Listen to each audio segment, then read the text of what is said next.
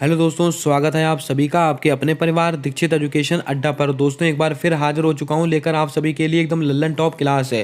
दोस्तों आज हो चुका है 9 मार्च और एसएससी सीएचएसएल की परीक्षा में पहली शिफ्ट में आपसे कौन कौन से सवाल पूछे गए, आने वाली शिफ्ट में आपको क्या पढ़कर जाना है, उसका एक सटीक विश्लेषण करने वाले हैं इस क्लास के अंदर। क्लास को अंत तक देखिएगा। 100% आज की क्लास से आपकी परीक्षा में आने वाली शिफ्ट में आपको सवाल देखने को मिलने वाला है। हम देखेंगे कि सवाल कहाँ से आपसे पूछे जा रहे हैं, इसीलिए क्लास को आप अंत तक देखिएगा और एक एक बिंदु को नोट करते चलिएगा। आइए शुरू करते हैं आज की क्लास। देखते हैं अपना पहला प्रश्न। हमसे सवाल पूछा गया कि खेलो इंडिया यूथ गेम जो कि मध्य प्रदेश में आयोजित हुए, इसमें कितने शहरों में हुए थे? 7 शहरों में, 8 शहरों में, 10 शहरों में, 12 शहरों में। यानी कि दोस्तों आपसे सवाल पूछा गया कि खेलो इंडिया यूथ गेम कहाँ पर आयोजित हुए? मध्य प्रदेश में। लेकिन आपसे ये नहीं पूछा गया, आपसे पूछा गया कि मध्य प्रदेश के कितने शहरों में इसमें हुआ है। तो आपको याद करके रखना है, ये दोस्तों 8 शहरों में हुए हैं। आपका ऑप्शन नंबर बी बिल्कुल सही जवाब होगा। अब आप कमेंट करके बताएं इसका कौन सा संस्करण मध्य प्रदेश में आयोजित हुआ है। दोस्तों आपको याद होगा खेलो इंडिया यूथ गेम, इसका दोस्तों पहला वाला संस्करण कहां पर आयोजित हुआ था? हरियाणा में। कहां पर? हरियाणा में आयोजित हुआ था। और दोस्तों ये नवीन संस्करण 2023 में कहां पर आयोजित हुआ है? मध्य प्रदेश में। और दोस्तों इसके विजेता भी आप नोट कर लें। इसमें विजेता कौन रहा है? महाराष्ट्र इसके अंदर पदक तालिका में पहले स्थान पर रहा है। और दोस्तों जहां पर आयोजित हुए हैं कहां पर? मध्य प्रदेश में। ये कौन से स्थान पर रहा है? तो मध्य प्रदेश दोस्तों तीसरे स्थान पर रहा है। इस बात को भी आप नोट करके रखें, मोस्ट इंपॉर्टेंट सवाल रहेगा। अब दोस्तों आप तैयार हो जाइए। खेलो India university games, most important सवाल। खेलो इंडिया यूनिवर्सिटी गेम्स 2023 इसका आयोजन कहाँ पर होने वाला है? तो आपको याद रख लेना, उत्तर प्रदेश में आयोजित होगा। और खेलो इंडिया यूनिवर्सिटी गेम्स पहले वाले कहाँ पर हुए थे? बंगलुरु कर्नाटक में हुए थे। और दोस्तों राष्ट्रीय खेल कौन से? 37वें राष्ट्रीय खेल। 37वें राष्ट्रीय खेल का आयोजन कहाँ पर होगा? गोवा में होने वाला है। 36वें कहाँ हुए थे? तो आप सबको पता होगा, गुजरात में हुए थे। खेलो इंडिया यूनिवर्सिटी गेम्स, खेलो इंडिया यूथ गेम, खेलो इंडिया राष्ट्रीय खेलो इंडिया गेम, इन सबको आप याद करके रखें। मोस्ट इंपॉर्टेंट सवाल है आपकी परीक्षा को लेकर।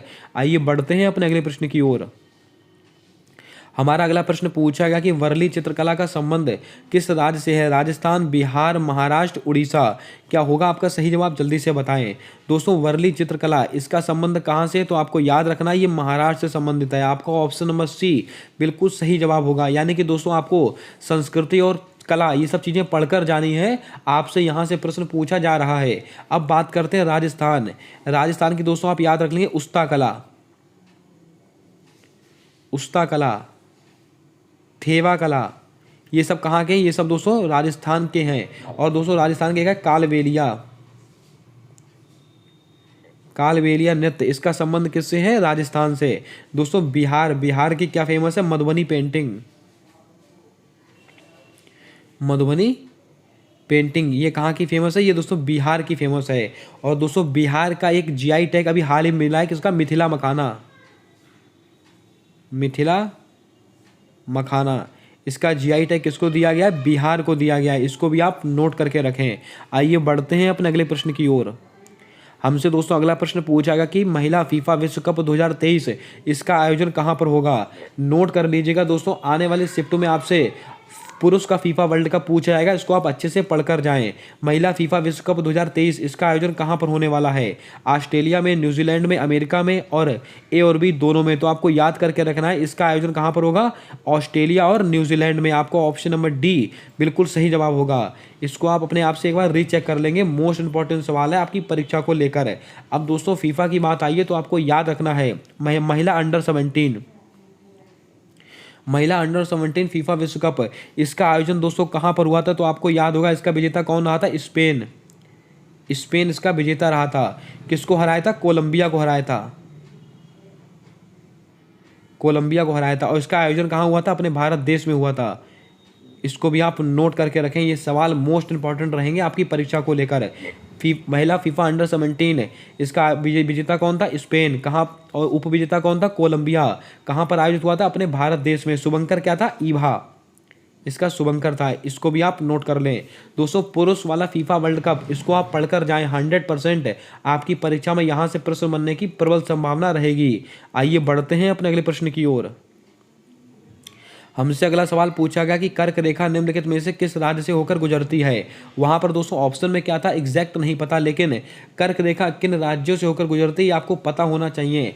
परीक्षाओं में मोस्ट रिपीटेड सवाल है, लगभग सारी परीक्षाओं में ये सवाल आपसे पूछा जाता है। गुजरात, राजस्थान, मध्य प्रदेश, तो आपका ऑप्शन नंबर डी बिल्कुल सही जवाब होगा। दोस्तों कौन कौन से राज्यों से कर्क रेखा गुजरती है, तो आपको याद रखना है गुजरात, राजस्थान, मध्य प्रदेश, छत्तीसगढ़, झारखंड। गुजरात, राजस्थान, मध्य प्रदेश, छत्तीसगढ़, झारखंड, पश्चिम बंगाल, त्रिपुरा और मिजोरम। ये दोस्तों 8 राज्य हैं, यहाँ से क्या निकलती है कर्क रेखा। इसको भी आप नोट कर लें, अति महत्वपूर्ण सवाल है। दोस्तों जल्दी से क्लास को लाइक कर दें और अंत तक बने रहें, और चैनल पर नए हो तो चैनल को सब्सक्राइब करके बेल वाला आइकन ध्यान से दबा दें। आपकी जितनी शिफ्टें होने वाली हैं उसका एक सटीक विश्लेषण आपको मिलने वाला है, और आने वाली शिफ्टों में आप नोट करके रखें 100%। 8 से 10 सवाल और उससे ज़्यादा करने वाले हैं। आइए बढ़ते हैं अपने अगले प्रश्न की ओर। हमसे अगला सवाल पूछ लिया गया कि रजिया सुल्तान को गद्दी से कब हटाया गया, यानी कि दिल्ली सल्तनत आपसे पूछी जा रही है, तो आपको दिल्ली सल्तनत के बारे में अच्छे से पढ़कर जाना है। दोस्तों रजिया सुल्तान को गद्दी से कब हटाया गया, तो आपको नोट करके रखना है वर्ष 1240 में। आपका ऑप्शन नंबर सी बिल्कुल सही जवाब होगा। आइए कुछ महत्वपूर्ण डेटे मैं आपको नोट कराता हूँ। दोस्तों 1206 से 1210, 1206 से 1210 इसमें दोस्तों किसने शासन किया था, कुतुबुद्दीन ऐबक, कुतुबुद्दीन ऐबक ने शासन किया था। दोस्तों 1210 से 1211 इसमें दोस्तों किसने शासन किया था, आराम शाह ने शासन किया था, आराम शाह ने। दोस्तों 1236 से 1240 इसमें कितने शासन किया था, रजिया सुल्तान ने। दोस्तों आपसे सवाल पूछा जाता है बलवन का, बलवन इनका शासनकाल कब से कब तक था, तो आपको याद करके रखना है 1266 से 1287 तक। इसको भी आप नोट कर लें, आने वाली शिफ्ट का सवाल आपसे पूछा जा सकता है। आइए बढ़ते हैं अपने अगले प्रश्न की ओर। दोस्तों हमसे अगला प्रश्न पूछा गया कि राष्ट्रपति शासन से संबंधित अनुच्छेद कौन सा है। दोस्तों आपको राष्ट्रपति, उपराष्ट्रपति अच्छे से देख कर जाना है, क्योंकि दोस्तों अभी नवीन नियुक्तियां हुई हैं, तो आपसे यहां से सवाल पूछे जाने की प्रबल संभावना रहेगी। राष्ट्रपति शासन से संबंधित अनुच्छेद कौन सा, तो आप सबको पता है अनुच्छेद 356। आपका ऑप्शन नंबर बी बिल्कुल सही जवाब होगा। दोस्तों अनुच्छेद 352 में क्या है, राष्ट्रीय आपात, राष्ट्रीय आपात। और राष्ट्रपति शासन किसके अंदर है, अनुच्छेद 356 है। और अनुच्छेद 360 में क्या है, वित्तीय आपात, वित्तीय आपात ये किसके अंदर है, तो आपको याद रखना है अनुच्छेद 360। दोस्तों अनुच्छेद 226 है, इसके द्वारा हाई कोर्ट, इसके द्वारा हाई कोर्ट क्या करता है, 6 प्रकार की रिट जारी करता है। इसको भी आप नोट कर लें। अगर मौलिक अधिकारों का उल्लंघन होता है तो हाई कोर्ट कितने प्रकार की रिट जारी करेगा, 6 प्रकार की। किस अनुच्छेद के तहत करेगा, तो आपको याद रखना है अनुच्छेद 226 के तहत है। दोस्तों राष्ट्रपति की शपथ का उल्लेख किसके अंदर है, शपथ, शपथ का उल्लेख है 60 के अंदर। और राष्ट्रपति का महाभियोग किसके अंदर है, अनुच्छेद 61 के अंदर। और राष्ट्रपति का क्षमादान किसके अंदर है, अनुच्छेद 72 के अंदर है। और अगर राष्ट्रपति चुनाव में कोई विवाद होता है उसका निपटारा सुप्रीम कोर्ट करेगा। ये किस अनुच्छेद के तहत करेगा, अनुच्छेद 71 के तहत करने वाला है। इसको भी आप नोट कर लें। अब आप कमेंट करके बताएं, जो हमारी द्रौपदी मुर्मू जी हैं राष्ट्रपति बनी है, वो कौन से क्रम की राष्ट्रपति बनी है, इसका जवाब आपको कमेंट कर बताना है। और किसको हराकर बनी है, यशवंत सिन्हा जी को हराकर बनी है। इसको भी आप ध्यान में रखें। आइए बढ़ते हैं अपने अगले प्रश्न की ओर। हमारा अगला सवाल पूछा गया कि चंपारण सत्याग्रह आंदोलन किस वर्ष से संबंधित था। दोस्तों चंपारण सत्याग्रह का सवाल आपकी परीक्षा में पूछा गया। अब ये तय नहीं है कि उसकी डेट पूछी गई या किसके द्वारा इसका नेतृत्व किया गया है, तो आपको मैं सब नोट करा देता हूँ। चंपारण सत्याग्रह आंदोलन इसकी डेट क्या है, तो आपको याद करके रखनी 1917 में। आपका ऑप्शन नंबर बी बिल्कुल सही जवाब होगा। और चंपारण कहाँ पर स्थित है, बिहार में। और महात्मा गांधी जी के द्वारा इसको चलाया गया था। इसको भी आप ध्यान में रखें। 1916 इसमें क्या हुआ था, लखनऊ अधिवेशन, लखनऊ अधिवेशन। और इसकी अध्यक्षता किसके द्वारा की गई थी, अंबिका चरण मजमूदार। दोस्तों आपको याद होगा गरम दल नरम दल, गरम दल और नरम दल, इसका आपस में विलय कब हुआ था, ये कब हुए थे, ये लखनऊ अधिवेशन में हुए थे। आपको याद होगा 1907 का सूरत अधिवेशन, 1907 के सूरत अधिवेशन में गरम दल और नरम दल अलग हो गए थे और 1916 के लखनऊ अधिवेशन में जिसकी अध्यक्षता अंबिका चरण मजमूदार ने की थी उसमें नरम दल और गरम दल एक हो गए थे। इन बात को भी आप नोट कर लें। 1919 इसको दोस्तों 2 से 3 चीजें हुई थी। 13 अप्रैल 1919 क्या हुआ था, जलियांवाला बाग हत्याकांड। और इसके अलावा मॉन्टेग्यू चेम्सफोर्ड अधिनियम ये कब का है, ये भी 1919 का ही है। और रोलैक एक्ट ये कब का, ये भी 1919 का ही है, इसको भी आप नोट करके रखें। 1923 इसको क्या हुआ था, स्वराज पार्टी की स्थापना। स्वराज पार्टी की स्थापना कब हुई थी, 1923 में। और किसके द्वारा हुई थी, चित्तरंजन दास मोतीलाल नेहरू। इसको भी आप ध्यान में रखें, हिस्ट्री के टॉप इंपॉर्टेंट सवाल हैं। आइए बढ़ते हैं अपने अगले प्रश्न की ओर। दोस्तों हमसे अगला सवाल पूछा गया कि अवशिष्ट अधिकार का विचार किस देश से लिया गया, ऑस्ट्रेलिया, कनाडा, अमेरिका, रूस। तो दोस्तों आपको याद रखना है अवशिष्ट अधिकार का विचार ये किस देश से लिया गया, ये कनाडा से लिया गया। आपको ऑप्शन नंबर बी बिल्कुल सही जवाब होगा, इसको आप ध्यान में रखें, अति महत्वपूर्ण सवाल रहेगा आपकी सभी शिफ्टों के लिए। बात करते हैं ऑस्ट्रेलिया। ऑस्ट्रेलिया से क्या लिया गया है, समवर्ती सूची।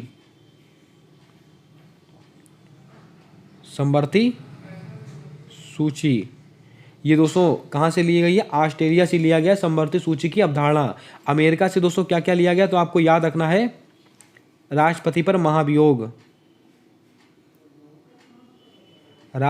महाभियोग और मौलिक कर्तव्य। ये दोनों कहाँ से लिए गए, ये दोनों अमेरिका से लिए गए। रूस से क्या लिया गया, अमेरिका से लिया गया मौलिक अधिकार। और रूस से क्या लिया गया, मौलिक कर्तव्य। इतनी बातों को आपको याद रखना है। आइए दोस्तों बात करते हैं आज के अपने अगले सवाल को लेकर। दोस्तों हमसे अगला सवाल पूछा गया कि औद्योगिक विकास किस पंचवर्षीय योजना पर आधारित है। यानी कि दोस्तों पंचवर्षीय योजना आपको अच्छे से पढ़कर जाना है, आपकी परीक्षा में सवाल पूछा जा रहा है। पहली पंचवर्षीय योजना, दूसरी पंचवर्षीय योजना, तीसरी पंचवर्षीय योजना, चौथी पंचवर्षीय योजना। आपको याद रखना है जो औद्योगिक विकास, इसका सर्वाधिक दोस्तों विकास किसके अंदर हुआ था, ये दूसरी पंचवर्षीय योजना के अंतर्गत। आपका ऑप्शन नंबर बी बिल्कुल सही जवाब होगा। अब बात करते हैं दोस्तों पहली पंचवर्षीय योजना, ये किस पर आधारित थी, तो आपको याद रखना है कृषि, सिंचाई तथा विद्युत पर आधारित थी। किस पर, कृषि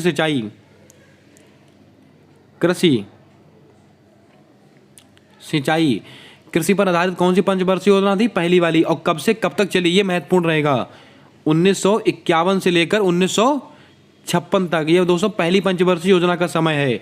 दूसरी पंचवर्षीय योजना ये कब से कब तक है, 1956 से 1961 तक। इसके अलावा तीसरी पंचवर्षीय योजना, इसका संबंध किससे है, तो आपको याद रखना है खाद्यान्न एवं उद्योग से संबंधित है। और ये कब से कब तक चली थी, तो आपको ये भी पता होना चाहिए, 1961 से 1966। इसके अलावा चौथी पंचवर्षीय योजना का समय कब से कब तक है, तो ये भी आप नोट कर लें, 1969 से 1979 तक। इसको भी आप नोट कर लें। ये चारों पंचवर्षीय योजनाएं आपको नोट करके रखनी है, कोई सा भी सवाल आपकी आने वाली शिफ्टों में आपसे पूछा जा सकता है। बात करते हैं दोस्तों पहली पंचवर्षीय योजना, ये किस मॉडल पर आधारित थी, हैरत डॉमर मॉडल। किस पर, हैरत डॉमर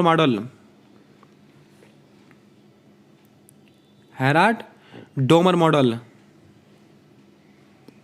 इसके अलावा जो दूसरी वाली पंचवर्षीय योजना थी, ये किस मॉडल पर आधारित थी, पीसी महालनोबिस मॉडल। इसके अलावा तीसरी दोस्तों जो पंचवर्षीय योजना किस पर आधारित है, तो आपको याद रखना है सुखमनी चक्रवर्ती तथा जे सैंडी सुब्रमण्यम मॉडल पर आधारित है। इसको भी आप नोट कर लें, ये सवाल भी आपसे परीक्षा में पूछे जा सकते हैं। आइए बढ़ चलते हैं अपने अगले प्रश्न की ओर। दोस्तों हमसे अगला सवाल पूछा गया कि संघ राज्य समवर्ती सूची का संबंध किस अनुसूची से है। मोस्ट इंपॉर्टेंट सवाल है, आज आपकी परीक्षा में पूछ लिया गया।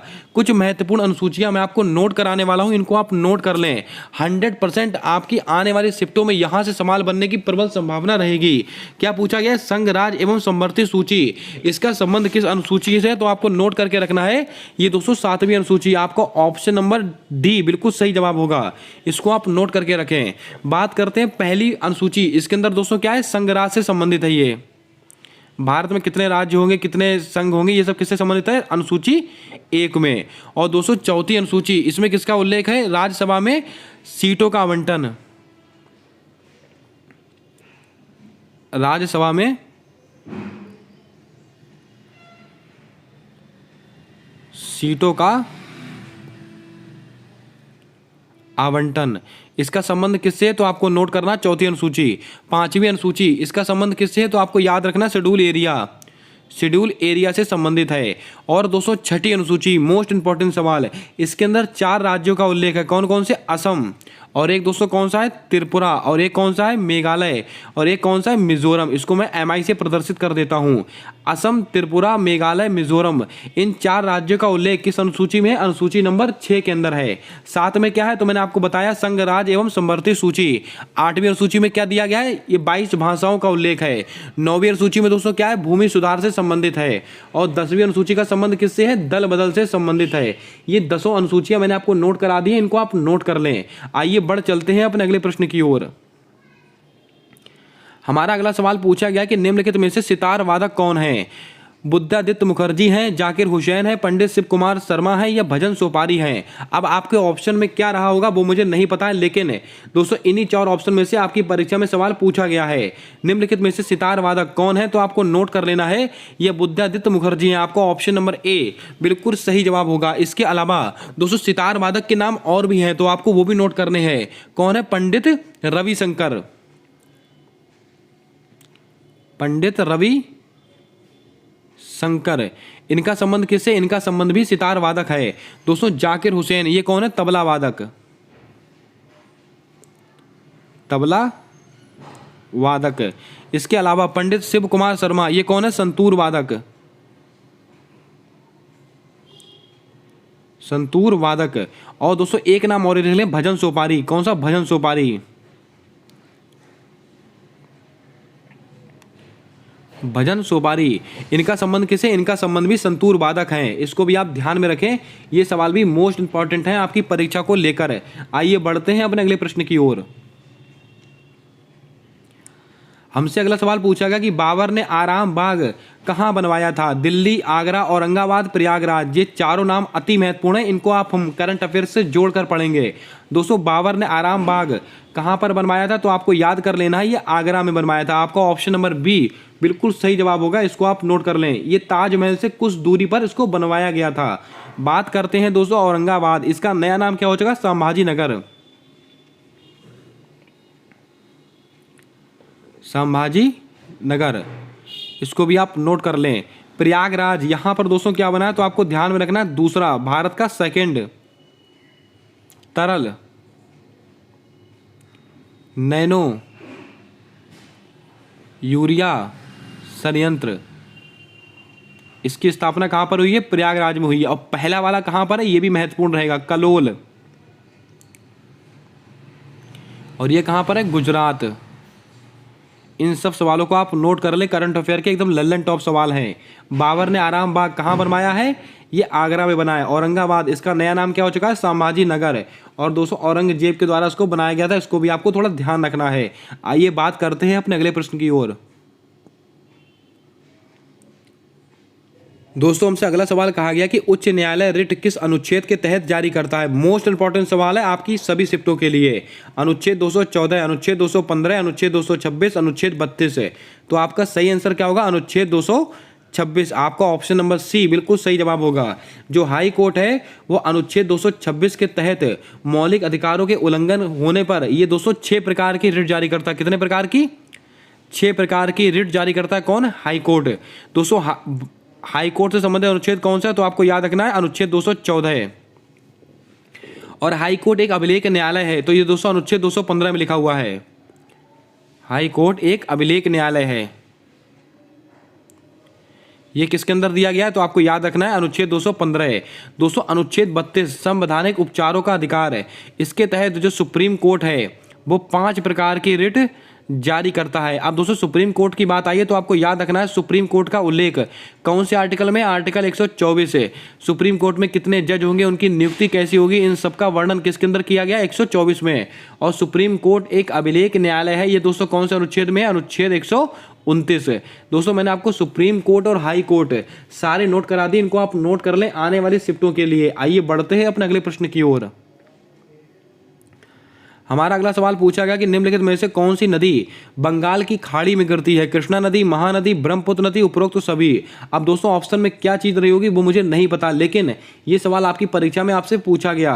निम्नलिखित में से ऐसी कौन सी नदी है जो बंगाल की खाड़ी में गिरती है? तो आपको याद रखना है ये कृष्णा नदी हो गई, महानदी हो गई, ब्रह्मपुत्र नदी हो गई, इसके अलावा ये गंगा नदी हो गई। ये सब नदियां दोस्तों आपको बता दें, ये गंगा नदी की सहायक नदियां और ये ब्रह्मपुत्र नदी की सहायक नदियां, ये सबकी सब कहां पर गिरती? बंगाल की खाड़ी में गिरती हैं। तो आपका ऑप्शन नंबर डी बिल्कुल सही जवाब होगा, इसको आप नोट कर लें। आइए दोस्तों नदियों से संबंधित कुछ महत्वपूर्ण जानकारी मैं आपको देता हूं। कृष्णा नदी ये दोस्तों कहां से निकलती? महाबलेश्वर की पहाड़ी से। ये कहां से निकलती? महाबलेश्वर की पहाड़ी से निकलती है। और इस पर कौन सा बांध स्थित है? अलमाटी बांध। अलमाटी बांध कहां पर स्थित है? कृष्णा नदी पर। इसके अलावा नागार्जुन सागर बांध, नागार्जुन सागर बांध ये किस नदी पर स्थित है? ये भी कृष्णा नदी पर स्थित है। दोस्तों हीराकुड बांध किस नदी पर स्थित है? महानदी। हीराकुड बांध किस नदी पर स्थित है? महानदी पर स्थित है, इसको भी आप नोट कर लें। ब्रह्मपुत्र नदी माजुली द्वीप, माजुली द्वीप दोस्तों ये कहां पर स्थित है? ब्रह्मपुत्र नदी पर स्थित है, इसको भी आप नोट कर लें। आइए बढ़ते हैं अपने अगले प्रश्न की ओर। हमसे अगला सवाल पूछा गया कि 2022 में टेनिस से किस खिलाड़ी ने संन्यास लिया? मैंने ये सवाल मोस्ट इंपॉर्टेंट में आपको कई बार नोट कराया है। अगर आपने एसएससी एमटीएस की ब्रह्मास्त्र क्लासें नहीं देखी हैं तो आप उसको देख कर जाएं। आप एसएससी सीएचएसएल में 10 से 15 नंबर और उससे ज़्यादा करने वाले हैं, उसकी प्लेलिस्ट आपको दोस्तों मिल जाएगी हमारे चैनल के ऊपर है। दोस्तों सवाल पूछा गया 2022 में टेनिस के किस खिलाड़ी ने संन्यास लिया है? तो आपको याद रखना है रोजर फेडरर। आपका ऑप्शन नंबर सी बिल्कुल सही जवाब होगा। और कहाँ के रहने वाले हैं? स्विट्जरलैंड के रहने वाले हैं, आपको मैंने कई बार नोट कराया है। दोस्तों राफेल नडाल सबसे ज्यादा ग्रैंड स्लैम जीतने वाले खिलाड़ी कौन है? राफेल नडाल, इनको भी आप नोट कर लें। दोस्तों एक सवाल और पूछा गया, उसमें दोस्तों इन सबके बारे में हम चर्चा करने वाले हैं। हमसे दोस्तों अगला प्रश्न पूछा गया कि ऑस्ट्रेलियन ओपन 2022 किसके द्वारा जीता गया? मोस्ट इंपॉर्टेंट सवाल था, आज आपकी परीक्षा में पूछ लिया गया। तो इसका सही आंसर क्या होगा? Rafael Nadal. आपका ऑप्शन नंबर ए बिल्कुल सही जवाब होगा। दोस्तों आपको बता दें टेनिस के 4 ग्रैंड स्लैम टूर्नामेंट होते हैं साल के अंदर। पहला कौन सा होता है? Australian open. दूसरा कौन सा होता है? French open. तीसरा कौन सा होता है? Wimbledon open. चौथा कौन सा होता है? US open. ये 4 टेनिस के टूर्नामेंट होते हैं, आपको पता होगा। दोस्तों ऑस्ट्रेलियन ओपन और फ्रेंच ओपन ये दोस्तों पुरुष का किसने जीता है? ये राफेल नडाल के द्वारा जीता गया है। और ये विंबलडन ओपन ये किसने जीता था? ये दोस्तों नोवाक जोकोविक ने जीता है। और ये यूएस ओपन ये किसने जीता था? ये कार्लोस अल्कराज ने जीता है। इन चारों सवालों को आप नोट कर लें, कोई ना कोई सवाल आने वाली शिफ्ट में आपसे पूछा जाएगा। आइए दोस्तों बात करते हैं महिला खिलाड़ी को लेकर। ये तो हो गए आपके पुरुष विजेता। ऑस्ट्रेलियन ओपन और फ्रेंच ओपन किसने जीता? राफेल नडाल ने। विंबलडन ओपन ये किसने जीता? नोवाक जोकोविक ने। और यूएस ओपन ये किसने जीता? Carlos Alcaraz. दोस्तों ऑस्ट्रेलियन ओपन महिला में किसने जीता था? एशले बार्टी ने जीता था, आपको याद होगा। और दूसरा होता है फ्रेंच ओपन, ये किसने जीता था? ईगा स्विएटेक। कौन दोस्तों? ईगा स्विएटेक करके इनका नाम है, इन्होंने जीता था। इसके अलावा ये विंबलडन ओपन ये किसने जीता था? एलिना रिवाकीना। कौन थी? एलिना रिवाकीना। और ये कहाँ की रहने वाली थी? तो आपको याद होगा कजाकिस्तान की रहने वाली थी। कमेंट में छाप कर बताएं कजाकिस्तान की वर्तमान में राजधानी क्या है। अब दोस्तों यूएस ओपन ये किसने जीता था? ये यूएस ओपन भी ईगा स्विएटेक के द्वारा ही जीता गया था, इसको भी आप ध्यान में रखें। मैंने आपको चारों पुरुष खिलाड़ी चारों महिला खिलाड़ी नोट करा दी हैं, आप लिख के रखिएगा। एक ना एक सवाल आपकी किसी ना किसी शिफ्ट में आपसे पूछा जाएगा। दोस्तों ये कुछ सवाल थे जो बच्चों के द्वारा भेजे गए थे, उनका एक सटीक विश्लेषण आपके सामने रख दिया गया है। तो दोस्तों आपको कुल मिलाकर क्या पढ़कर जाना है वो आपको समझ में आ रहा होगा। दोस्तों आपको क्या क्या पढ़कर जाना है? दिल्ली सल्तनत आपको पढ़कर जाना है अच्छे से। पंचवर्षीय योजना आपको पढ़ के जाना है। कला एवं संस्कृति आपको पढ़ के जाना है। इसके अलावा राष्ट्रपति और उपराष्ट्रपति और दोस्तों इनको जो नवीन नियुक्तियां हैं इन सब चीज़ों को आपको पढ़कर जाना है। और खेल विशेषांक ये भी आपको देखकर जाना है। दोस्तों इन्हीं 4-5 टॉपिक से आपकी परीक्षा में 8 से 10 सवाल आपको कवर हो जाएंगे। उम्मीद करता हूँ आज की क्लास आपको पसंद आई होगी, आज का विश्लेषण आपको समझ में आया होगा। अगर क्लास पसंद आई है तो क्लास को लाइक कर दें। चैनल पर नए आए हो तो चैनल को सब्सक्राइब करके बेल वाला आइकन ध्यान से दबा लें ताकि आने वाली सारी वीडियोस के अपडेट आप तक आसानी से पहुंचते रहें। मिलते हैं आने वाली अगली वीडियो में, तब तक के लिए जय हिंद जय भारत दोस्तों।